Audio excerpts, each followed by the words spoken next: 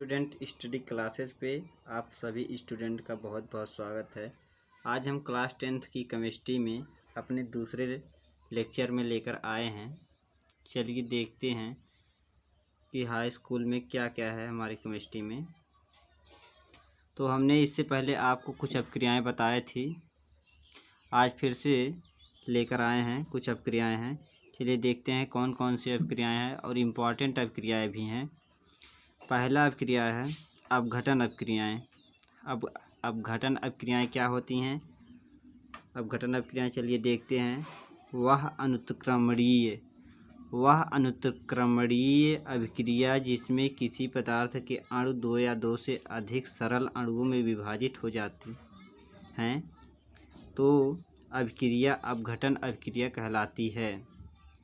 वह अनुत्क्रमणीय अभिक्रिया जिसमें किसी पदार्थ के अणु दो या दो से अधिक सरल अणुओं में विभाजित हो जाते हैं, तो अभिक्रिया अपघटन अभिक्रिया कहलाती है। यह वैद्युत तथा ऊष्मा के प्रभाव में संपन्न हो रही है तो ऊष्मीय अपघटन अभिक्रिया, यदि वैद्युत के प्रभाव में संपन्न होती है तो उसे वैद्युत अपघटन अभिक्रिया कहते हैं। यह हमारा अपघटन अभिक्रिया थी। अब चलिए इसका उदाहरण देखते हैं। उदाहरण में हमारा है 2KClO3 को ऊष्मा के प्रभाव में जब क्रिया कराया जाता है तो 2KCl + 3O2 प्राप्त होता है। चलिए इसका दूसरा एग्जाम्पल देखते हैं। हमारा क्या है, FeSO4 का दो अणु को ऊष्मा के प्रभाव में क्रिया कराया जाता है तो Fe2O3 + SO2 + SO3 प्राप्त होता है। अब चलिए दूसरा हम अपना इम्पॉर्टेंट हेडिंग देखते हैं। क्या है हमारा इम्पॉर्टेंट हेडिंग? दूसरे नंबर पर हमारा हेडिंग है वियोजन अभिक्रिया। वियोजन अभिक्रिया क्या होती है? वह उत्क्रमणीय अभिक्रिया जिसमें किसी पदार्थ के दो या दो से अधिक सरल अणुओं में विभाजित हो जाते हैं, वियोजन अभिक्रियाएं कहलाती हैं।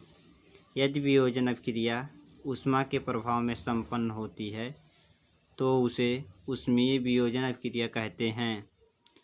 फिर से देखते हैं। वह उत्क्रमणीय अभिक्रिया जिसमें किसी पदार्थ के दो या दो से अधिक सरल अणुओं में विभाजित हो जाते हैं, वियोजन अभिक्रियाएं कहलाती हैं। यदि वियोजन अभिक्रिया ऊष्मा के प्रभाव में संपन्न होती है तो उसे ऊष्मीय वियोजन अभिक्रिया कहते हैं। इसका उदाहरण देखते हैं। फास्फोरस पेंटाक्लोराइड, उसका क्रिया जब होती है तो यह PCl3 + Cl2 में टूटता है। दूसरा एग्जाम्पल देखते हैं। जब अमोनियम क्लोराइड का क्रिया कराया जाता है तो यह अमोनिया और हाइड्रोक्लोरिक अम्ल में टूट जाती है। यह हमारे इम्पॉर्टेंट हेडिंग थे। चलिए अगला हेडिंग देखते हैं। अगला हेडिंग हमारा क्या है? अगला हेडिंग है हमारा उभय अपघटन अभिक्रियाएं। उभय अपघटन अभिक्रियाएं क्या होती हैं? चलिए इसे देखते हैं। उभय अपघटन अभिक्रियाएं जिन अभिक्रियाओं में आयनों अथवा घटकों की अदला बदली होती है वे अभिक्रियाएं उभय अपघटन अभिक्रियाएं कहलाती हैं। जिन अभिक्रियाओं में आयनों अथवा घटकों की अदला बदली होती है वे अभिक्रियाएं उभय अपघटन अभिक्रियाएं कहलाती हैं। इसका उदाहरण है अमोनियम हाइड्रॉक्साइड को हाइड्रोक्लोरिक अम्ल के साथ मिलाकर इसकी क्रिया कराई जाती है तो अमोनियम क्लोराइड और जल निकलता है। इसका दूसरा एग्जाम्पल देखते हैं। सिल्वर नाइट्रेट को सोडियम क्लोराइड के साथ मिलाकर क्रिया कराने पर सिल्वर क्लोराइड सोडियम नाइट्रेट अलग हो जाता है। इसके बाद हमारा अगला हेडिंग है ऊष्माक्षेपी अभिक्रिया।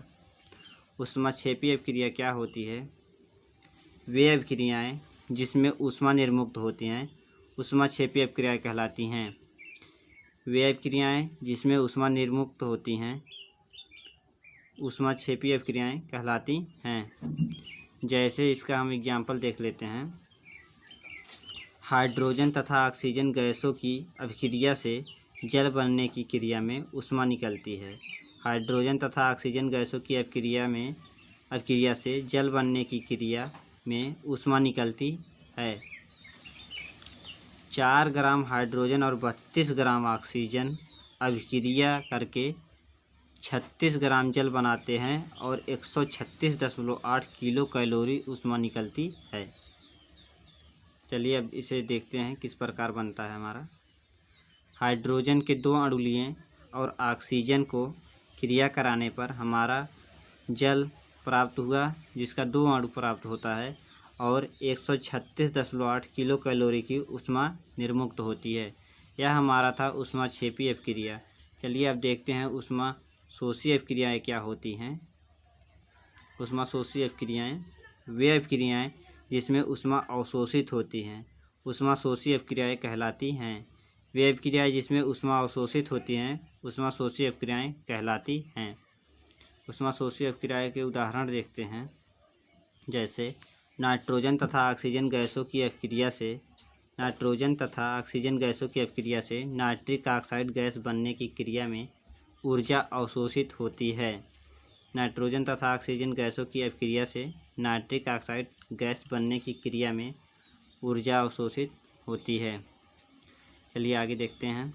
28 ग्राम नाइट्रोजन और 32 ग्राम ऑक्सीजन 28 ग्राम नाइट्रोजन और 32 ग्राम ऑक्सीजन अभिक्रिया करके 60 ग्राम नाइट्रिक ऑक्साइड गैस बनाता है तथा 42.0 किलो कैलोरी ऊष्मा को अवशोषित करता है। 28 ग्राम नाइट्रोजन और 32 ग्राम ऑक्सीजन अभिक्रिया करके 60 ग्राम नाइट्रिक ऑक्साइड गैस बनाता है तथा 42.0 किलो कैलोरी ऊष्मा को अवशोषित करता है। अब इसका उदाहरण देखते हैं। नाइट्रोजन प्लस ऑक्सीजन को मिलाकर क्रिया कराया जाता है तो नाइट्रेट हमारा बनता है और जो माइनस है इतना ऊष्मा निकल रहा है 42.0 किलो कैलोरी की, इससे हमें ऊष्मा प्राप्त होती है। मतलब ऊष्मा ये अवशोषित कर लेता है, इतना ग्रहण करता है। चलिए इसके आगे का हेडिंग देखते हैं क्या है हमारा। इससे आगे की हेडिंग हमारा इम्पॉर्टेंट हेडिंग आ गया है अपचयन, जो कि बोर्ड एग्जाम में हाई स्कूल के पूछता है। अपचयन या ऑक्सीकरण, इसी को ऑक्सीकरण के नाम से पूछ लेता है। ऑक्सीकरण क्या होता है, चलिए देखते हैं हमारा अपचयन या ऑक्सीकरण क्या होता है। वे अभिक्रियाएं जिनमें किसी पदार्थ के ऑक्सीजन की वृद्धि होती है उसे अपचयन या ऑक्सीकरण अभिक्रिया कहते हैं।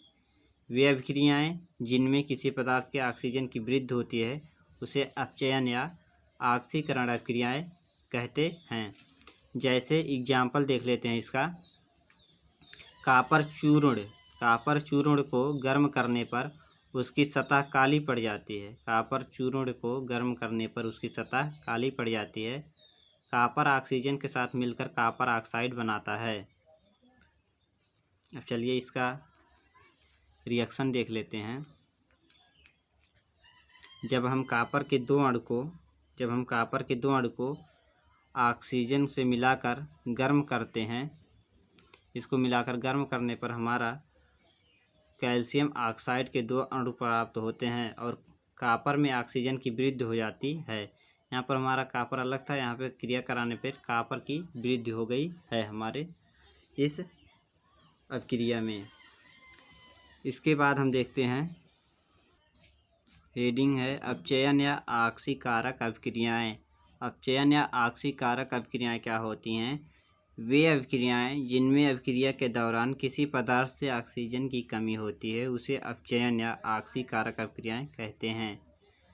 वे अभिक्रियाएं जिनमें अभिक्रिया के दौरान किसी पदार्थ से ऑक्सीजन की कमी होती है उसे अपचयन या ऑक्सीकारक अभिक्रियाएं कहते हैं। जैसे कॉपर ऑक्साइड पर हाइड्रोजन गैस प्रवाहित की जाए तो सतह की काली परत भूरे रंग की हो जाती है। कॉपर ऑक्साइड पर हाइड्रोजन गैस प्रवाहित की जाए तो सतह की काली परत भूरे रंग की हो जाती है। अब इसका रिएक्शन देख लेते हैं। Example, copper oxide plus hydrogen gas का क्रिया कराकर कॉपर हमारा अलग हो जाता है तथा H2O में H2O जल प्राप्त हो जाता है। कॉपर ऑक्साइड में ऑक्सीजन की कमी हुई, इसी को ऑक्सीकारक अभिक्रिया कहते हैं। चलिए अगला हेडिंग देखते हैं। अगला हेडिंग है हमारा अपचयन, उपचयन, अपचयन अभिक्रियाएं, या इसी को कहते हैं रेडॉक्स अभिक्रिया। रेडॉक्स अभिक्रिया के नाम से भी कभी कभी बोर्ड एग्जाम में पूछता है हमारा। तो क्या होता है उपचयन या अपचयन या रेडॉक्स अभिक्रियाएं? वे अभिक्रियाएं जिनमें उपचयन अपचयन अभिक्रियाएं, वे अभिक्रियाएं जिनमें उपचयन अपचयन अभिक्रियाएं साथ साथ होती है उसे रेडॉक्स अभिक्रिया कहते हैं। रेडॉक्स अभिक्रिया की उदाहरण देखते हैं। जिंक ऑक्साइड को कॉपर के साथ मिलाकर गर्म करने पर जिंक और कॉपर ऑक्साइड प्राप्त होता है। जिंक ऑक्साइड में ऑक्सीजन की कमी, कॉपर में ऑक्सीजन की वृद्धि। अब हमारा इस चैप्टर का लास्ट हेडिंग है, वो है संक्षारण, जिसे जंग लगना कहते हैं। संक्षारण क्या होता है चलिए देखते हैं।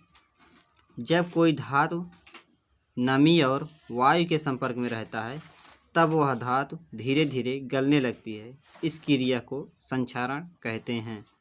जब कोई धातु नमी और वायु के संपर्क में रहता है तब वह धातु धीरे धीरे गलने लगती है, इस क्रिया को संक्षारण कहते हैं।